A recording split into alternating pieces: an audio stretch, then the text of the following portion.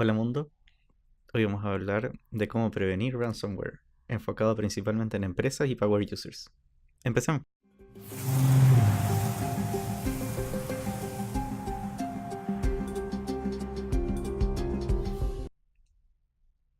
Primero, tenemos que recordar y definir bien qué es ransomware. Ransomware fue muy popular hace más o menos un año cuando apareció WannaCry, uno de los ataques más masivos de ransomware, que llegó a diferentes países y atacó en muchísimos lugares al mismo tiempo. Y la idea de WannaCry era, de repente, tú ibas a aparecer y tu computador iba a tener esta ventana que aparece a la izquierda, que dice tus archivos han sido encriptados, tienes que pagar y tienes tanto tiempo para pagar, si no, todos tus archivos se van a borrar y vas a perder el uso de toda tu información. Y obviamente WannaCry está enfocado en empresas, no en tanto en usuarios comunes y corrientes. En un caso cercano a mí, supe que atacó una clínica y cómo atacó a la clínica fue que le llegó un correo de phishing a una secretaria y la secretaria en su computadora, en su estación de trabajo en Windows, lo abrió como phishing normal. Y eso llevó a utilizar un exploit de Windows y eso fue lo que creó el ransomware en ese equipo y además se difundió todo lo que pudo entre toda la red de la empresa.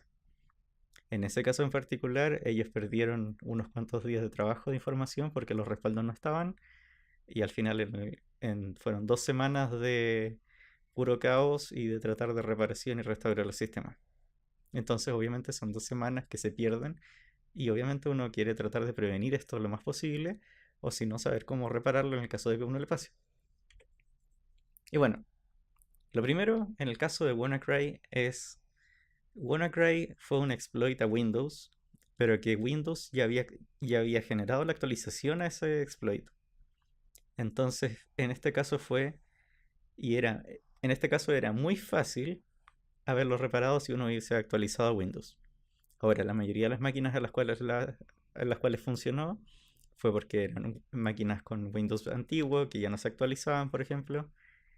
Y es típico, en muchas empresas uno tiene computadores que no se han estado actualizando hace mucho tiempo y uno los deja ahí nomás. En este caso el exploit se descubrió unos meses antes, pero como 2 meses antes nomás. Entonces todavía Windows estaba lanzando esos parches de seguridad a todos lados, pero uno podría haber puesto buscar seguridad, buscar actualización de seguridad y haberlo actualizado. Y se habría prevenido todo esto. Lo otro es la correcta configuración de usuarios y permisos. Porque en ese sentido, ¿por qué una persona común y corriente tiene tantos permisos en un computador como para llegar y modificar el computador y hacer lo que quiera? Y esa es una gran diferencia. Hay muchos computadores, estaciones de trabajo, que con tener un Linux simple, súper restringido, donde el usuario puede usar el navegador y un par de aplicaciones más, estaría súper bien. Podría hacer todo su trabajo igual. Pero estamos acostumbrados a poner estaciones de trabajo con Windows, donde pueden hacer lo que quieran. Entonces, cuando ese computador es tomado, y obviamente también hay virus para Linux también, pero cuando ese computador es tomado en el caso de Windows, tienen privilegios de administrador instantáneo, entonces pueden hacer lo que quieran en ese computador. Y así es como se difunde por todos lados. Y lo otro tiene que ver con la red, las LAN, VLAN y los firewall. Obviamente en una empresa uno quiere comprar un firewall decente. Obviamente las configuraciones de las redes dependen del tamaño de la empresa.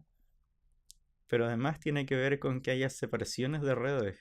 Ojalá que el computador en el cual estaba esa secretaria trabajando tenga comunicación con los dos computadores que están al lado, donde hay otras dos secretarias trabajando. Pero no tenga comunicación de ninguna manera con la sala de servidores, por ejemplo. Con la parte, en ese caso que es una clínica, con la parte de imagenología, por ejemplo. Que no solamente estén separados por una VLAN, sino que no haya ninguna comunicación entre medio. Que hasta la internet se provea de otro tipo de medio, cableado, lo que sea, totalmente separado. Para que haya separación privilegiada dependiendo de los tipos de servicios que uno tiene. Y bueno, si ya hicimos todo esto y aún así nos aparece esa ventana de ransomware, nosotros deberíamos haber tenido todo respaldado desde un inicio. Respaldo, respaldo, respaldo, respaldo, respaldo. Es irónico lo fácil que es respaldar las cosas hoy en día y lo mal que se hacen en montones de empresas todavía. Hay que respaldar diariamente toda la información crítica de la empresa. Y la información crítica de la empresa, principalmente yo lo hago de la siguiente manera: si ese archivo se pierde, si algo de eso se pierde, ¿hay que hacerlo de nuevo o puedes sobrevivir sin eso? ¿Es parte de neta del negocio de la empresa o no? En el caso de la clínica, imagínense, la clínica tiene un montón de imágenes de la parte de imagenología y pierden todas las imágenes de las últimas 2 semanas.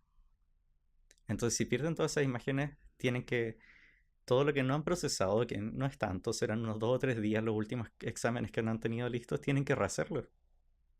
Entonces, extraer a los pacientes de nuevo, hacer el examen y obviamente no le va a cobrar de nuevo, ¿cierto? Entonces, ¿cuál es la información crítica ahí? Y la información crítica hay que realizar los respaldos automáticos, online y offline también. Online se refiere a que, por ejemplo, cuando apareció esta ventana, el, el ransomware WannaCry encriptaba todos tus archivos y te dejaba sin acceso al computador. No podías hacer nada más. Y como encriptaba todos tus archivos, pero además se difundía por la red, trataba de encriptar todo lo que encontraba. Entonces, si tú tienes un respaldo automático, por ejemplo Google Cloud, lo tienes sincronizado, se va a sincronizar encriptado también. Entonces no te sirve tener solamente respaldos automáticos online. Tienes que tener respaldos automáticos online, ojalá alguno cloud también, pero además respaldos offline. Y los respaldos offline son esos que, por ejemplo, tú prendes un equipo, respaldas las cosas y apagas ese equipo, lo sacas, está fuera de la conexión, está offline. Y eso es súper útil, especialmente para este tipo de casos, para que los respaldos que se sincronizan no se vean afectados porque estarían offline. Y lo otro es que también ha pasado es respaldar y validar los respaldos. Estar súper claro en que los respaldos hacen que sea muy fácil recuperar la información. Ha pasado y sigue pasando todavía que uno dice, ah, sí, tenemos todo respaldado. Y el momento que pasa esto uno se da cuenta, chuta, no es que ayer no lo respaldamos porque pasó esto. En el caso de la clínica pasó eso. El día anterior tenían que haber hecho un respaldo y no lo hicieron porque la persona responsable estaba de vacaciones. Entonces se perdieron 2 semanas por temas de falta de la persona que tenía que realizar estos respaldos. Si no, habría sido mucho menos el impacto. Entonces hay que entender eso, hay que respaldar y hay que validar los respaldos. Y lo otro es hacer un simulacro de evento. Si uno tiene una empresa y tiene todo esto responsabilizado, todas estas tareas hechas, uno tiene que llegar un día y decir, ya, ¿está seguro que está hecho el respaldo de la base de datos, el respaldo de los archivos de acá, de acá, de acá? Perfecto, ya, borra todo ese servidor, sácalo de la red, ahora trata de recuperarlo. Y hay que realmente probar esto y contarlo en tiempo además. ¿Cuánto se demora uno en recuperar un respaldo?